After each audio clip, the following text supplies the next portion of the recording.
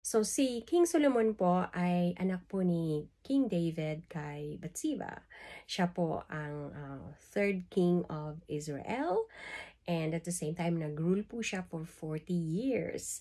And during his reign, siya po ay namayagpag po talaga ng husto dahil sa kanyang, he was renowned for his wisdom, for his wealth. Sobrang yaman ni King Solomon.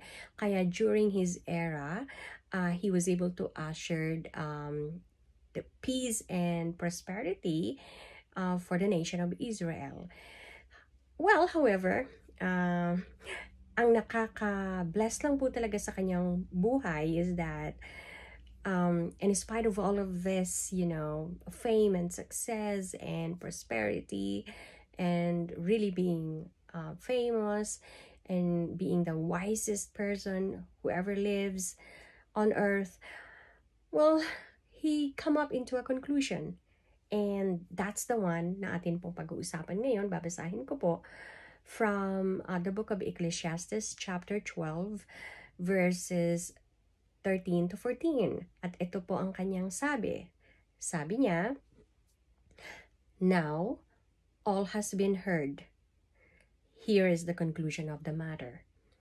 Fear God and keep his commandments, for this is the duty of all mankind." 14, "For God will bring every deed into judgment, including every hidden thing, whether it is good or evil." Wow! Imagine that. Pagkatapos pong ma-experience ni King Solomon ang lahat ng grandeur sa kanyang buhay, pagiging popular, pagiging napakatalino, pagiging napakayaman, lahat meron na siya. Pero at the end of the day, na-realize niya na ang lahat ng ito is vanity. All of this are meaningless. All of this are chasing after the wind.